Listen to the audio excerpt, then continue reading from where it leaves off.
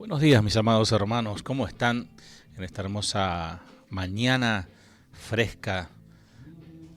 Quiero compartirles, anoche estábamos leyendo Hebreos 3 y la verdad que me sorprendió muchísimo el versículo 6, que dice: pero Cristo como Hijo está a cargo de toda la casa de Dios.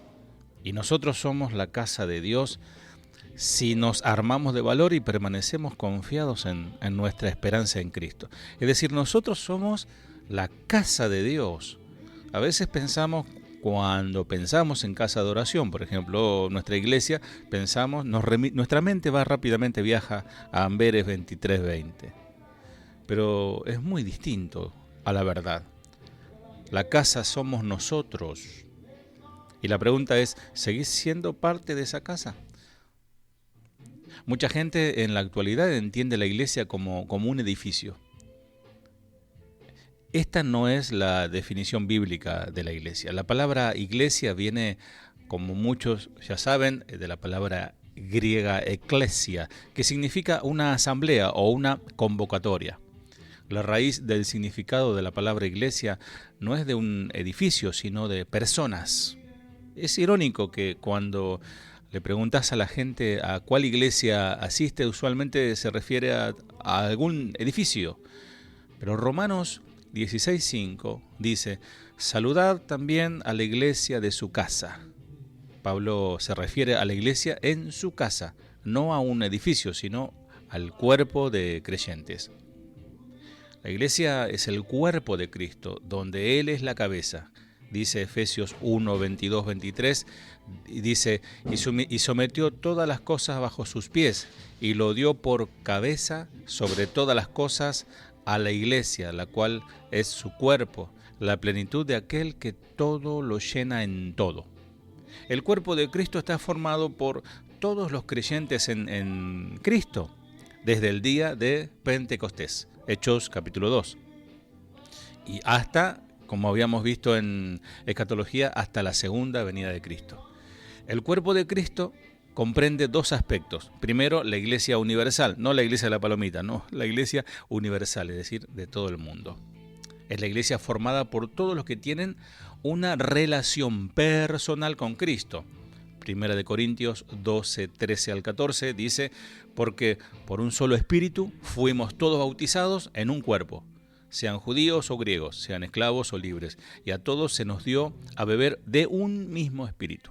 Y aquí vemos que cualquiera que ha depositado su fe en Jesucristo es parte del cuerpo de Cristo y ha recibido el Espíritu de Cristo como evidencia. La iglesia, esta iglesia mundial de Dios, la forman todos aquellos que han recibido la salvación a través de Cristo. Y segundo aspecto, la iglesia local está descrita, fíjate qué interesante, Gálatas. Cuando uno piensa la iglesia a los Gálatas, se imagina una gran iglesia en ese lugar llamado Galacia, Gálatas 1:1-2. Y Pablo apóstol dice: todos los hermanos que están conmigo a las iglesias de Galacia.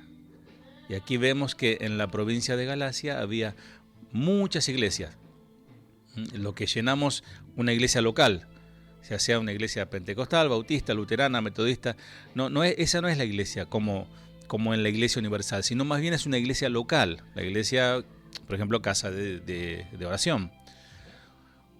La iglesia universal la forman los que han confiado en Cristo para salvación, más allá del nombre que le han puesto a su iglesia. Estos miembros de la iglesia universal deben buscar compañerismo, edificación en una iglesia local.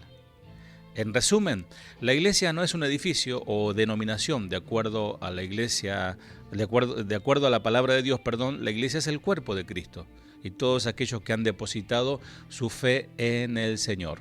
Léete después, si querés, Juan 3:16, que todo el texto y el contexto, y Primera de Corintios 12:13. Hay miembros de la iglesia mundial en las iglesias locales. La iglesia local es donde los miembros de la iglesia universal pueden aplicar plenamente los principios del cuerpo. 1 Corintios capítulo 12, que habla de los dones, alentándose, enseñándose y edificándose unos a otros en el conocimiento y la gracia de nuestro Señor Jesucristo. Amada Iglesia Casa de Oración Banfield, te bendigo y te abrazo y te animo a no descuidar tu posición. Vos sos la casa de Dios. Que Dios te bendiga.